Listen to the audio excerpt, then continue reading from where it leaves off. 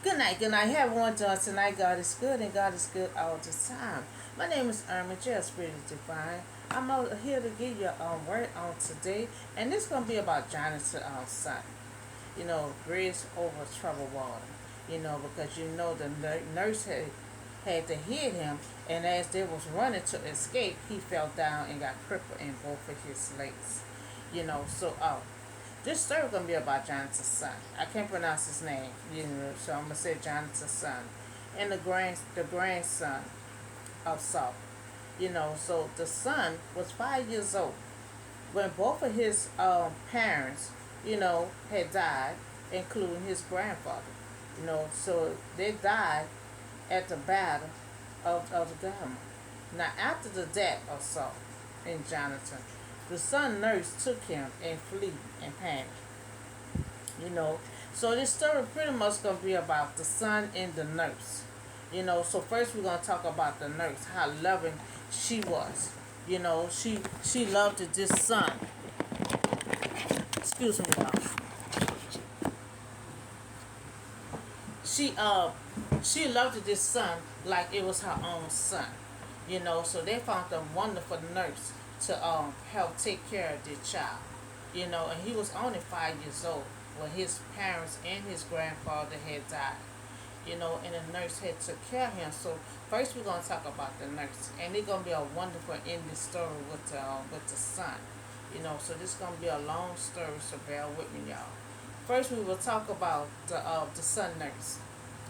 Her character, Charles, disclosure value. Because she was a wonderful person. Her life was good being his nurse. And working for Jonathan and his wife.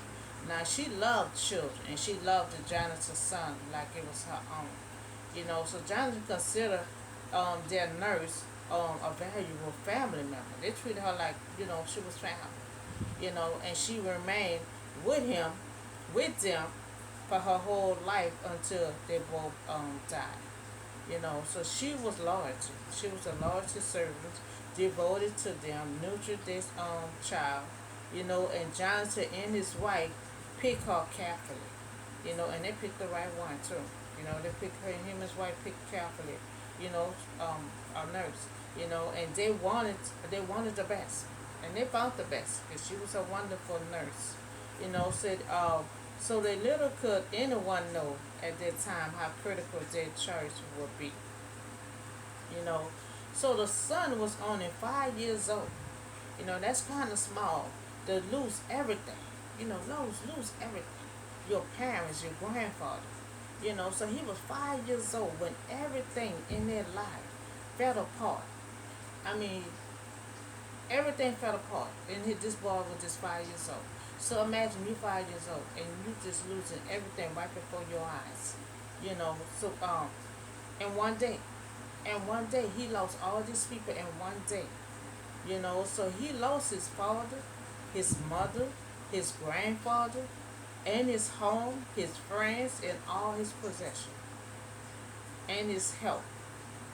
Because he become to be crippled, lame in both feet. Because when a nurse, so now the son nurse heard that Jonathan and Saul got killed. So she panicked. She grabbed the baby. 5 years old, he was still a baby. She grabbed the baby and grabbed him to run. Now, as they're trying to run, he fell down. So that's how he got crippled in both of his feet. You know, so all she wants to do is hide, and protect this child. She loved this child. All she thought about the parents is dead. So she hurried up and grabbed the child. So she ran with the child to hide and protect him, and she raised him like it was her own. So his nurse hurried to carry him out of danger into power or struggle for the throne. But he fell and injured both feet, and he was lame for the rest of his life. And the nurse hid him and took care of him like that was her own. She took care of him until he got well. You know, so the son took on a lifestyle of a rescue. He felt like it was a rescue because at first, they wasn't high. Nobody could know that she had that child with her. So he was hiding from the public, really for years. He was hiding for years until he got grown, and that's when he came out. So not even David knew he was still alive. Remember, David and Jonathan was real close. They made a covenant with each other, and he did not know Jonathan's son was still alive. So now this boy is grown, a man who suffered much physical, emotional, material, and spiritual, pain. So now he had the right to be better, demanding, and now lost his father, his mother, his grandfather, lame and crippled in both feet. But guess what? But he was not bitter. He was not mad. He was not none of those things because the nurse had took care of him. He, the nurse took good care of him.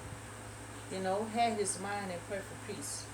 Had him not to be depressed and all this kind of stuff. Cause she was a godly woman. That's why I said this is gonna be the power of God. Gonna be working in this boy's life. You know. So he was not bitter. Years later, we found a remarkable content of spiritual healthy person. He was healthy. Besides being crippled in both his feet, he was healthy. Thanks to his nurse. He was healthy. She kept his mind in perfect peace and not him drilling on getting depressed. So this boy lost everything, but did not become bitter. Even then, he was crippled in both feet, but he still was healthy. So we see that this nurse took good care of him. It was a wonderful nurse. She loved this boy like it was her own. She made sure his mind was in good tech, to survive life. Because if he had that nurse in his life, his mind just he would have been so depressed. His mind just he wouldn't be able to cope with life. He was able to survive life because this nurse had took good care of him. So this so Jonathan's son nurse had provide continuous safety and faith in hard time. You know, he was a fortunate man learning from her to embrace the simple joy of everyday life.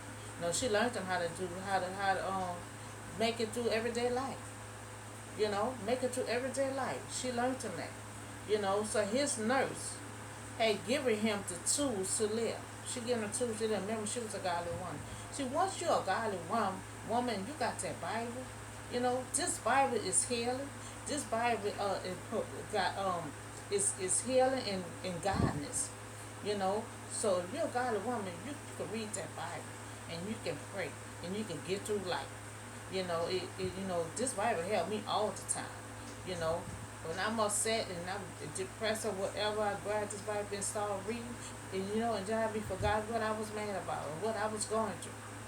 And so that's how she helped him through his hard time. So the life God give him with dignity, because remember he was crippled. Any other child will be depressed and bitter. But God love us no matter what kind of condition we in. God love us. God still loved this boy. And God showed compassion on him even though he was crippled. Thankfulness that he was disabled, but he walked far taller than innermost man. He was crippled. But in his mind, he walked with his chest sticking out. Made him feel taller than what he really was, than any other man that was walking on the street. So now we see that this nurse loved this boy. She raised him until he got grown. This boy did not. His disabled made him bitter. He had to look at that for the rest of his life, but it still didn't make him bitter. He found some kind of joy in the mix of all this chaos that this boy had to deal with since he was 5 years old. So life is full of hardship and struggle, but if how we deal with it, it's how we deal with it. We can either let it have us bitter, or we can find joy in the mix up and try to cope with life. Now to the reality of life, our living God who love us even in the midst of our suffering. You know, I'm seeing a whole nother side of our God in my suffering, in my storm. You know, so in your hard time, in the mix up, God will still love you. Just because you cripple, God will still love you. Just because you mess up, you have hard time, God will still love you. On the time, God will get a little angry, and He don't stay angry for long if you sin, because He don't tolerate sin. So I'm going to read 2 Samuel 4, chapter 4. Jonathan, son of Saul, had a son who was lame in both feet. Now he was 5 years old when the news about Saul and Jonathan came from Zaire, and his nurse picked him up and fled. But as she hurried to leave, he fell and he became crippled. Now his name was I can't pronounce his name, but he have that long name. That's Jonathan's son. You know, so now we pretty much gonna finish up talking about the son. They ain't said no more much about the nurse. We ain't hear nothing else about the nurse. As he got grown, they ain't said nothing else about the nurse. So remember, David don't know that Jonathan's son is alive. Now the nurse hid him since he was 5 years old. Now all David knows that everyone in Saul's bloodline is gone. So David seek a way to honor his friend Jonathan. So David and Jonathan were real close. So he wanted to honor Jonathan. So he wanted to know if anybody was still alive in Saul Jonathan's family. So now David learned that Jonathan's son is alive. So David care is an example of faithfulness, keeping our promise. So he wanted to keep a promise with Jonathan. So anybody that he know was still alive in Jonathan's family, he was gonna bless them. So he made one another. So remember, David and Jonathan made a covenant between one another. Even after death, David still keeping that promise.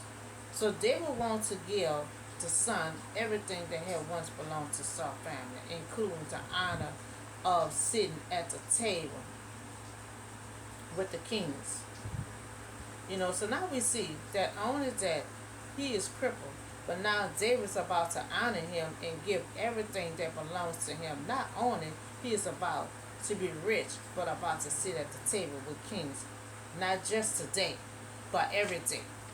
And see, that's how God works. This is the power of God. God will hide you first. So God had this nurse to hide him. And he was hidden for years. Okay, so now it's time for you to come out. You about to get everything that belongs to you. Everything about to belongs to you. You about to receive it. And you're not only about to be rich, but you about to start sitting at tables with kings. Because see, that's how God look at us. God look at us like as queens and kings. He don't look at us like piece of crap. Cause see, God don't create trash. He don't create piece of crap. God create kings and queens. And that's how God look at us. God will hide you first, and then he gonna take you out, have you to come out, and then he'll give you everything that belongs to you. Everything belongs to you. This boy was crippled. He didn't even know that he was worthy, but he about to start sitting at the table among kings. So this story with David looking for Jonathan, anybody in Jonathan's family to honor them and bless them. So the story gonna come from 2 Samuel chapter 9 verse 1 through 12. Now David asks, is anyone left from Saul's family? But Saul's servant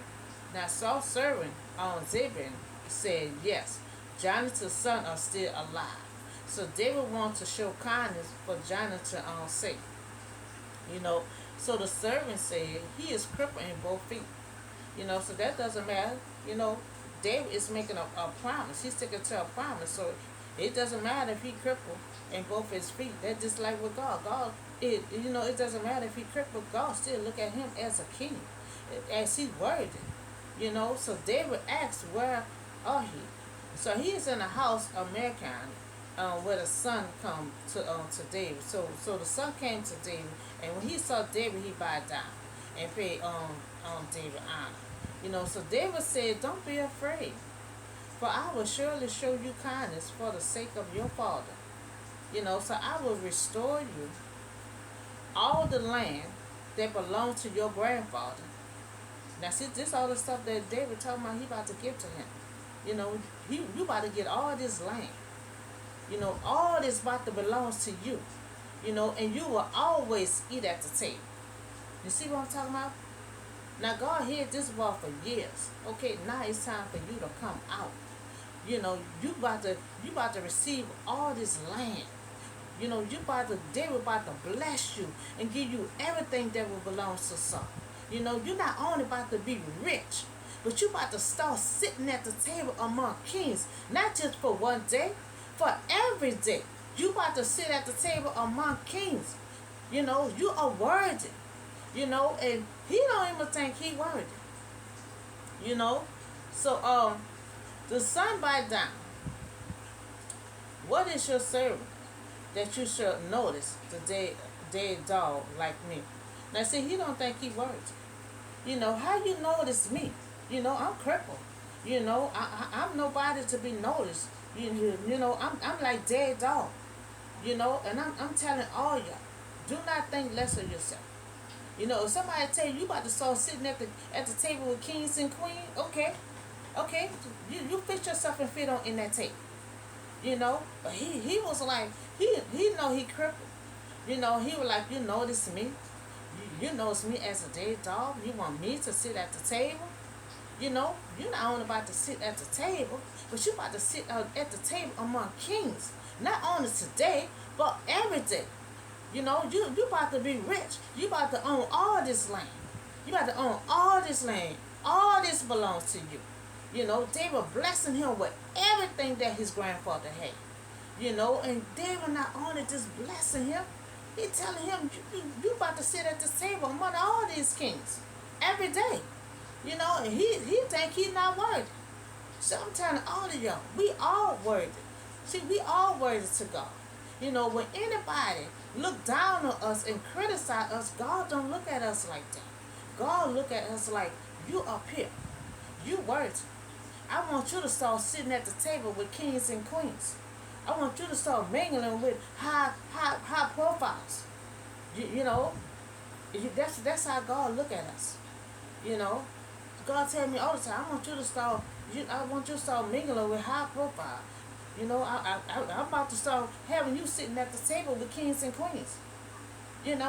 God look at us like we worthy, like He look at us like we up here. When people criticize us and laugh at us, God don't look at us like that. God look at us that you're beautiful, you worthy. You're a king, you are a queen. That's how God look at us. Even though he was crippled, God didn't look at that like that. David didn't look at him like that. The servant tried to tell him, well, he crippled in both hands, in both his feet. David didn't say anything because David didn't care about all that. All David cared about, I want to bless you. I want to bless you. And I also want you to start sitting at this table among all these kings. So he got to start fitting in. He got to have that mindset that he worthy. He think he is a dead dog. We have to see how that's how God think of us. God think of us as we kings and queens. That's why I don't worry about when people laugh and criticize. I don't worry about all that. Because God is the only person that I'm trying to work to please. I'm not trying to please nobody else. This boy here done lost everything. Everything.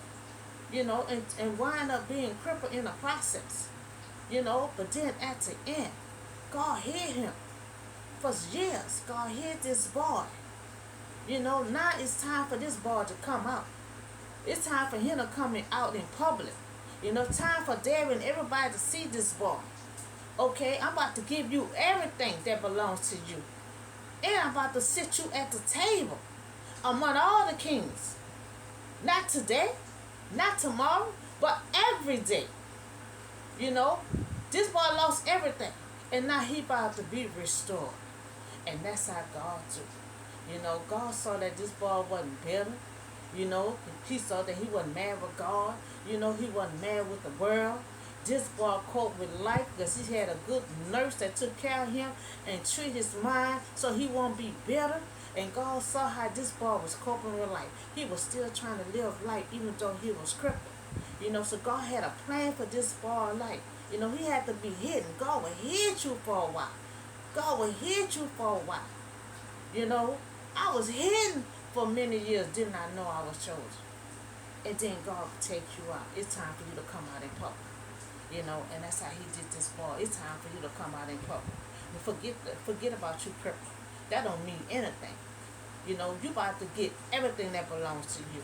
You ain't gonna forget about no trouble, no hard time, nothing that you experienced when you were 5 years old.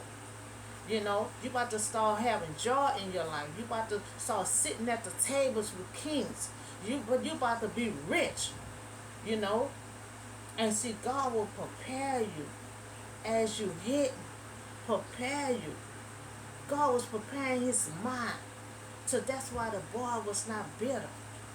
Because he wanted him to get that mindset because you about to be rich. You need this mindset that you about to get everything that belongs to you. You got to get your mindset because you about to sit at the table with kings. So you got to get your mindset because you're not no dead dog. You worthy. You are worthy to be praised.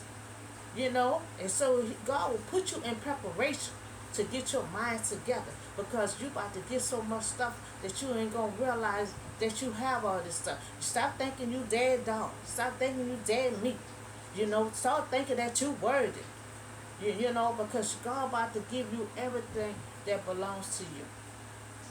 Everything. So the sun by down. And what is your servant that you should notice a dead dog like me? Now, they give him everything that used to belong to his grandfather's son, and he will always eat at that table. So the son also had a son. He also had a son also. So the servant became to be his servant. Now remember this servant was his grandfather's servant. Now the son is rich. He rich, so now he needs servants. He needs servants now. He among the kings and everything, getting servants and everything to help take care of his son. So now he got a servant, become to be his servant. Now the son ate at David's table like one of the kings. Because guess what? He is a king. This God plan for this son. If God got him eating at the table among kings, that's what God had in his plan, that you is a king. You is a king, and I'm putting you among the kings. So get your mind right. No dead dog. You're a king, and you gonna sit at this table every day. So this son lived in Jerusalem, and because he always ate at the king's table, he was crippled in both feet. So I love this ending story of this son. Because this son lost everything. This son lost everything. And in the process of losing everything, he become to be crippled. That could take a toll on any child, especially at 5 years old. He took in a whole lot. But then he get rewarded at the end. Oh, Lord, thank you, Jesus. Whew. This son lost both parents. The Holy Spirit getting to me. This son lost both parents and the grandfather. And become to be crippled in both feet. But now he is grown. And God taking him out in the public. It's time. So David want to honor him.